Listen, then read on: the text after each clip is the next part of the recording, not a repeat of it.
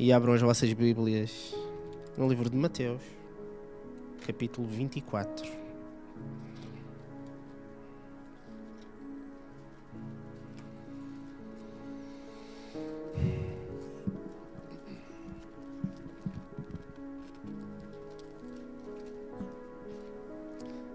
Vamos ler do versículo 36 ao 44.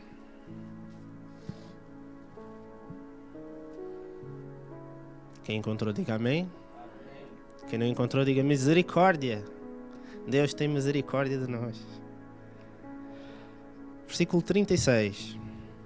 Porém, daquele dia e hora ninguém sabe, nem os anjos dos céus, nem o Filho, mas unicamente meu Pai. E como foi nos dias de Noé, assim também será a vinda do Filho do Homem. Porquanto, assim como nos dias anteriores ao dilúvio, comiam, bebiam, casavam e davam-se em casamento, até ao dia em que Noé entrou na arca. E não o perceberam, até que veio o dilúvio, e os levou a todos. Assim será também a vinda do Filho do Homem. Então, estando dois no campo, será levado um e deixado o outro. E estando duas moendo no moinho, será levada uma e deixada a outra. Vigiai, pois, porque não sabeis a que hora há de vir o Senhor.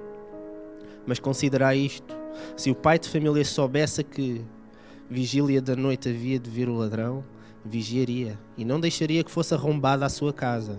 Por isso, estai vós apercebidos também, porque o Filho do Homem há de vir à hora em que não penseis. Amém? Podem se assentar, irmãos. Eu começo por perguntar aos mais velhos na igreja se lembram a frase que estava escrita nesta parede. Por trás desta cortina tem uma espuma e na parede estava escrito: Jesus breve voltará. Se eu tivesse que dar um título a esta mensagem, é: Jesus breve voltará. Amém, igreja? Temos que nos preparar. Temos que entender que essa é a vida de um crente, de estar preparado para a volta de Jesus. E parece-me que é um tema que é pouco falado nas igrejas. Ou melhor, muito se fala, mas pouco se entende. Muita gente fala: Jesus vai voltar, mas nós saímos daqui e esquecemos aquilo que ouvimos. E não é isso que eu quero para o dia de hoje. Eu quero que o dia de hoje cada um saia daqui com a consciência que Jesus vai voltar e temos que aprender a preparar-nos para a volta de Jesus. A Rebeca começou com a parábola das virgens, que é um meio de preparação, mas eu já lá chego.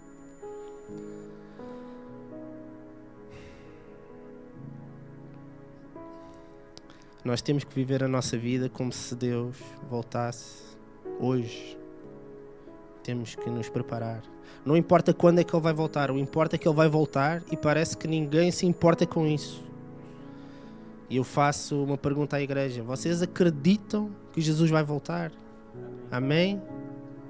Na Bíblia temos mais de 2.400 referências sobre a volta de Jesus. Se alguém tem dúvidas sobre a palavra, tem que se aprofundar mais. Tem que ouvir o que a palavra nos diz. Jesus vai voltar. Não tenham dúvidas quanto a isso.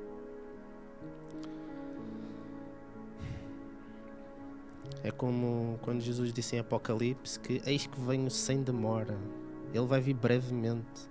E os sinais estão aí. E na palavra que acabámos de ler, no versículo 37 diz que como foi nos dias de Noé, assim também será a vinda do Filho do Homem. Já se aperceberam os tempos em que vivemos? Será que não estamos a viver os tempos de Noé? Nós comemos, bebemos, casamos à toa, damos-nos em casamento. Vocês entendem o que quer dizer darem-se em casamento? As pessoas nesta época tinham relações com quem queriam, como queriam. Homens com homens, mulheres com mulheres.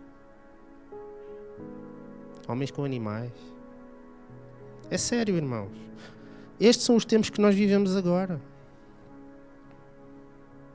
Os tempos antes da volta de Jesus serão como Noé. E nós ouvimos uma e outra vez, e ouvimos outra. Jesus vai voltar. E o que é que nós fazemos quanto a isso? Nada. Este é um dos sinais da volta de Jesus. Há muitos sinais. Tal como eu disse, há mais de 2.400 referências na Bíblia. Nós temos que estar atentos, temos que nos preparar. E o que eu quero trazer hoje para vocês é como é que nos preparamos para a volta de Jesus. Eu não vou dizer o que é que vai acontecer quando Ele vier. Há muita discussão sobre isso. Mas eu quero que a igreja esteja preparada. Amém, irmãos?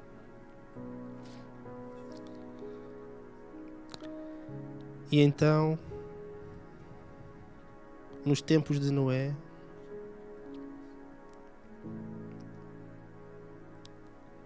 Noé estava a construir a arca. Noé avisou o povo naquela época. Ele demorou mais de 100 anos para construir a arca. Acham que durante aquela construção ninguém chegou ao pé de Noé e perguntou: o que é que estás aí a fazer? Ele disse: estou-me a preparar porque vem um dilúvio que vai acabar com tudo. E quem estiver na arca vai sobreviver. Ele avisou as pessoas daquela época. Assim como nós na igreja avisamos o resto dos crentes. Avisamos o mundo. E ninguém nos ouve, ninguém nos escuta.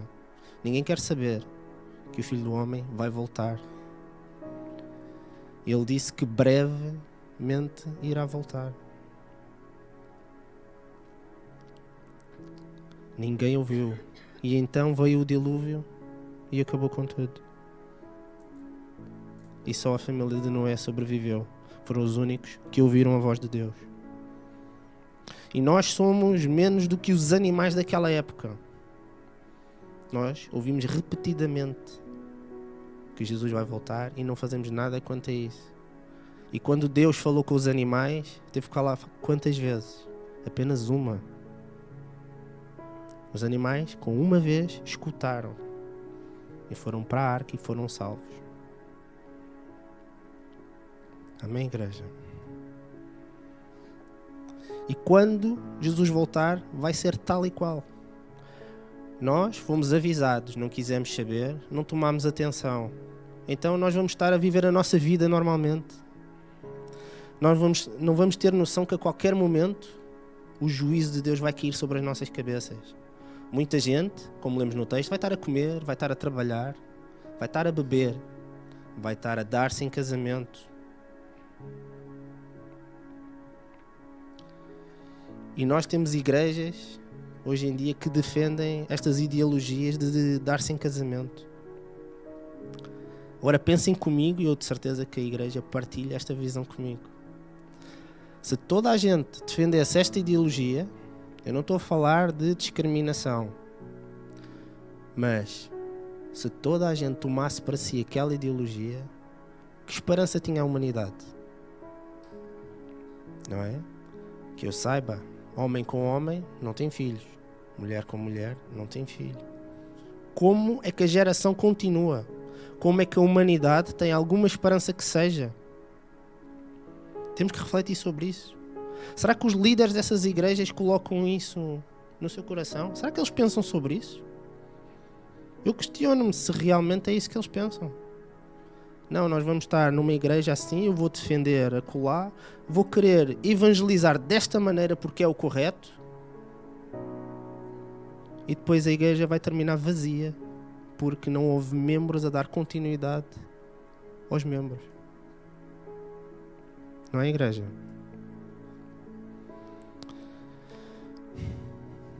E quando aquele dia acontecer, quando Jesus voltar, muitos serão arrebatados. Pelo menos assim eu creio. E quando acontecer, muitos vão querer vir na igreja e as portas vão estar fechadas.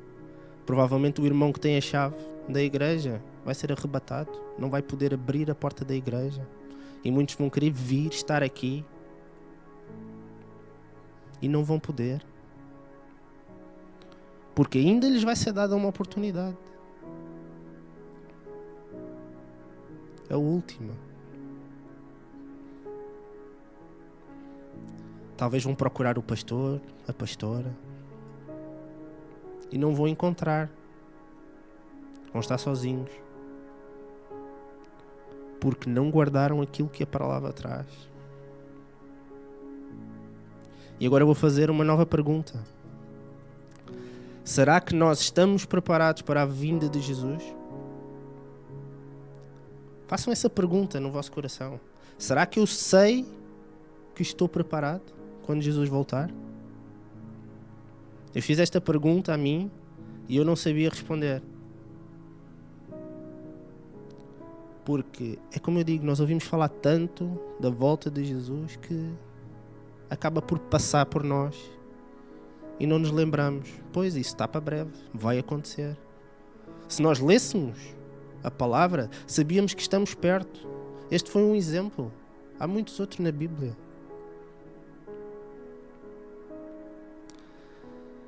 E hoje quero trazer-vos uma pequena lista do que é que precisamos de fazer. Porque eu tive que ir procurar as respostas para vos trazer aqui hoje neste dia. Primeiro, temos que ser cheios do Espírito Santo. Tal como nós podemos ver na parábola que a Rebeca nos trouxe, não adianta nós sermos como as virgens loucas.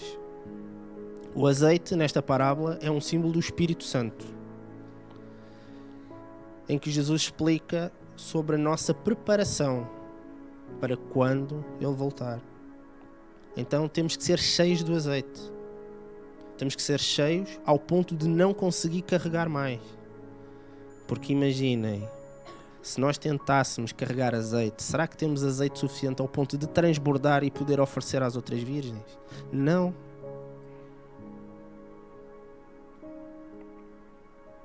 Só conseguimos trazer o azeite até estar completo. Não há outra forma de carregar azeite. Vamos carregar com as mãos? Não, vai escorregar entre os dedos. E essa é outra noção importantíssima que temos que ter desta parábola. Quem é que prepara as lamparinas? São as virgens. Então somos nós que temos que preparar as nossas lamparinas. E somos nós que as enchemos. A responsabilidade é nossa de querer encher as lamparinas de azeite. É a mesma coisa com o Espírito Santo. A responsabilidade é nossa de querer ser cheios do Espírito Santo. Não adianta achar que Deus vai nos encher do Espírito Santo. Ele até o pode fazer, mas a responsabilidade é nossa. E temos que ser cheios, preparados para a vinda do noivo. E o que acham que aconteceu com as virgens loucas? Elas repararam que não tinham azeite suficiente. Assim como nós sabemos muito bem a vida que nós levamos. Nós sabemos muito bem que não temos azeite suficiente até à vinda do Senhor. E o que é que nós estamos a fazer quanto a isso? Nada. A maior parte das pessoas não faz nada quanto a isso. Vivem e convivem consigo mesmos neste mundo cheio de pecado, incapazes de encher as lamparinas. Ou melhor, nem pensam que têm uma lamparina, quanto mais enchê-la de azeite. Nós temos que cuidar da nossa vida, que aí vai. Nós temos que ser cheios do Espírito Santo, e isso é nesta vida. Apenas quem está cheio do Espírito Santo passa o primeiro passo para a volta de Jesus. E um ponto número 2, nós temos que ser vigilantes. Tal como vemos em Lucas capítulo 21, do versículo 34 ao 36, que diz: E olhai por vós, para que não aconteça que o vosso coração se carregue de glutonaria, de embriaguez e dos cuidados da vida, e venha sobre vós de improviso aquele dia, porque virá como um laço sobre todos os que habitam na face da terra. O texto aqui não está a dizer: olha para os irmãos, olha para a vida do irmão, O texto diz: olhai por vós. Temos que olhar para nós próprios. Se somos ou não cheios do Espírito, se estamos ou não atentos. Temos que ser vigilantes.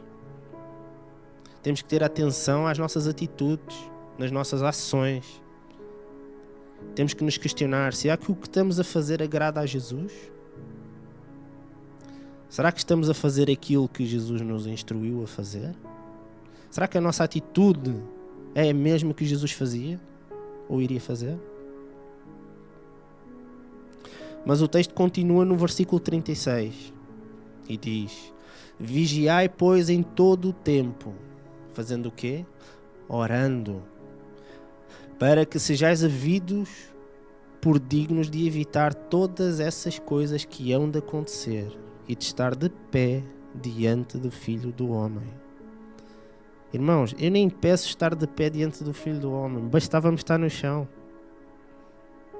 E é isso que nós temos que estar vigilantes, atentos que Ele vem, atentos à chegada dEle. E temos que orar, não nos desviar dos sinais. Temos que estar atentos, irmãos. E um terceiro ponto: a nossa vida tem que ser uma vida santificada. Em Hebreus 12:14 diz: segui a paz com todos e a santificação, sem a qual ninguém verá o Senhor. A Bíblia aqui é bem direta. Sem santificação, ninguém verá o Senhor. Não tem meia volta. Não tem condicionantes. Ou melhor, tem. Sem santificação e paz, ninguém vê o Senhor. E afinal, o que é a santificação? Santificação é o processo para nós entrarmos num estado de santidade. Isso quer dizer o quê? Nós temos que nos afastar do pecado para nos aproximarmos de Deus. Este processo de santificação, através do jejum, da oração, é o que nos afasta cada vez mais do pecado. É o que permite que o Espírito Santo trabalhe na nossa vida, no nosso corpo, na nossa alma. Ele tem que trabalhar no nosso coração. E sem santificação, não há espaço para o Espírito Santo trabalhar em nós. Então temos que nos afastar das práticas do pecado. Temos que procurar estar em paz com todos. E é com paz e santificação que vamos ver o Senhor, tal como está neste texto. O objetivo com a santificação é que sejamos cada vez mais parecidos com Jesus. Então leiam, irmãos. Aprendam sobre a vida de Jesus. Entendam o que é ser parecido com Ele. E o jejum e a oração são as ferramentas que nós temos para podermos mortificar a nossa carne, para nos submetermos cada vez mais à vontade de Deus. E tal como a vigília, a santificação tem que ser feita neste tempo. Tem que ser já. Não é para amanhã. Eu quero que cada um saia aqui deste culto e se lembre destas palavras. Temos que mudar já. Quanto muito, esperar por segunda-feira. Será que dá tempo? Não, irmãos. Nossa vida tem que mudar. É já. Ponto número 4. Nós não nos podemos continuar a preocupar com as coisas desta vida. Na primeira carta aos Coríntios, capítulo 15, versículo 19, Paulo diz: se esperarmos em Cristo só nesta vida, somos os mais miseráveis de todos os homens. Paulo era um homem que fez tudo na sua vida conforme a instrução de Jesus. Tudo o que ele fez foi em santificação. Foi em prol de estar preparado para a volta de Jesus. Ele diz-nos que quem espera em Cristo nesta vida, só nesta vida, é o mais miserável de todos os homens. Então nós temos que esperar o Cristo, não só aqui, mas na eternidade. Amém, igreja? Eu creio que Deus vai fazer grandes coisas por nós aqui nesta vida. Ele vai responder às nossas orações. Ele vai cuidar de nós. Vai nos moldar para nos preparar até ao momento que Ele venha. Ele vai nos fazer ver que o que realmente importa está na eternidade. Nós temos que ter muita fé e temos que ter confiança para não nos deixar abalar pelo que acontece nos nossos dias. Apesar de não termos que nos preocupar com as coisas desta vida, é quase impossível para nós. O nosso dia a dia toma conta de nós. A ideia de que estamos a esperar Jesus não nos deixa pensar que temos contas para pagar, que temos que viajar até ao trabalho, temos que trabalhar. Tudo coisas que nos fazem falta, mas só nesta vida. É isso que temos de ter em mente. Temos que nos preocupar que tudo o que fazemos tenha que ser para a honra e para a glória do Senhor. Temos que nos dedicar a Ele, viver uma vida em santidade, em santificação. Temos que estar vigiantes, temos que orar e principalmente temos que guardar a palavra de Deus. O que é que isso quer dizer? No Salmo 119 diz que temos que esconder a palavra de Deus no coração e também diz que a palavra de Deus é luz para os nossos pés. Isso quer dizer o quê? Não quer dizer que temos que memorizar a Bíblia. Não, guardar a Bíblia no coração, a palavra, não é decorar a Bíblia, não é memorizar. Quer dizer que o que nós aprendemos com a palavra é isso que nós temos que guardar. Temos que praticar. Porque é a palavra que nos guia, é a palavra que é a luz para os nossos pés.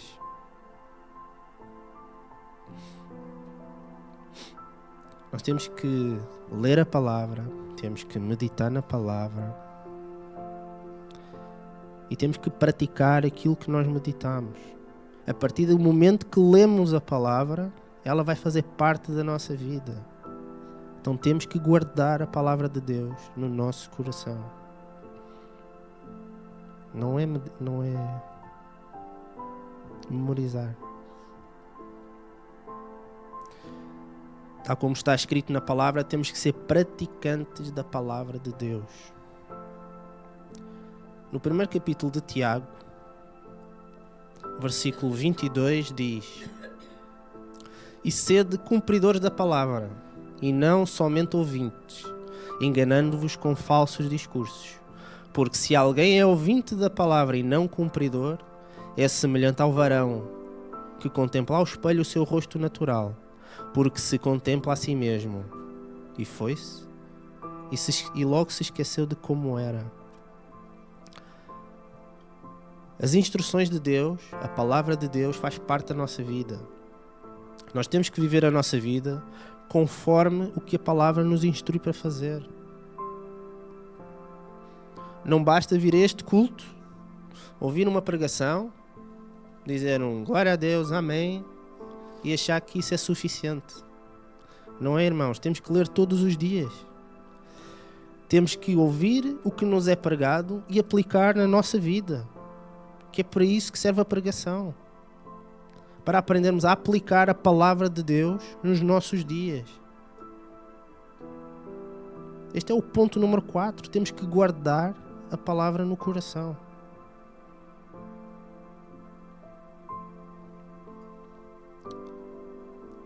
E quem ouve e não cumpre o que a palavra diz e continua a ser a mesma pessoa, que foi isto que lemos em Tiago, é porque não leu verdadeiramente a palavra. A palavra é como água que nos lava. Temos que imaginar que nós somos um cesto de vime. Alguém conhece o que é um cesto de vime? Sim. Que vamos a uma fonte colher água. Isso é a nossa leitura. Temos um cesto Vamos ler a palavra, tentamos pegar a água com o cesto do irmão. O que é que acontece? A água escorre por todo o lado. Mas o cesto não muda. Ou pelo menos parece que não muda. Mas muda, irmãos. O cesto estava sujo. E cada vez que passa na água, é lavado. Nunca fica igual. Aquela sujeira nos cantinhos vai saindo. Uma e outra vez. E é isso que nós temos que fazer. Temos que ler a palavra para sermos lavados constantemente. Até sermos limpos. Quando é que vamos ser limpos? Quando Jesus voltar. Se nós mantivermos a nossa vida em santidade, guardando a palavra no coração, vamos ser levados. E nesse dia vamos ser santos. Vai-nos ser dado um corpo glorificado, limpo, lavado, pago com o sangue de Jesus.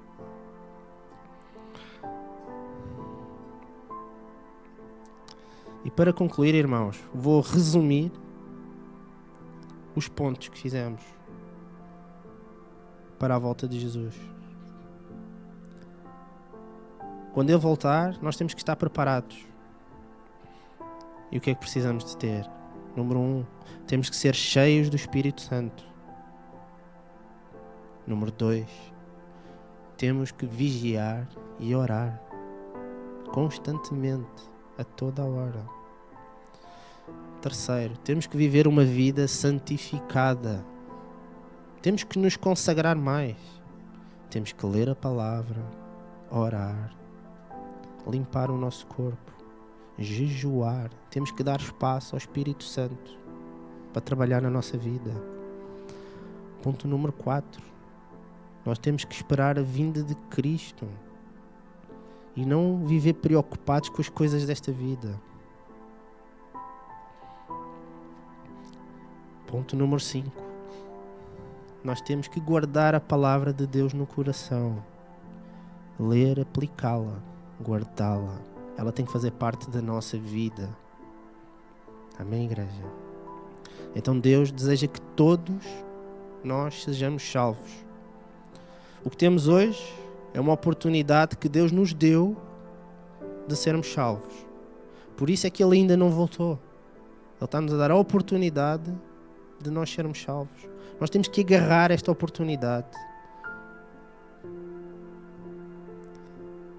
Temos que seguir aquilo que a palavra nos ensina. Deus tem misericórdia de nós e Ele espera até ao dia em que estamos prontos. E nesse dia Ele voltará. Cada um de nós tem que viver uma vida em santidade. Temos que ter fé. Temos que ser firmes. E temos que agradecer a Deus pela palavra dEle, mostrando que nós praticamos a palavra dEle. Então não se esqueçam que Jesus brevemente voltará e nós temos que mudar a nossa vida de verdade. Amém, igreja? E esta é a palavra que eu tenho para os irmãos e agora vamos orar.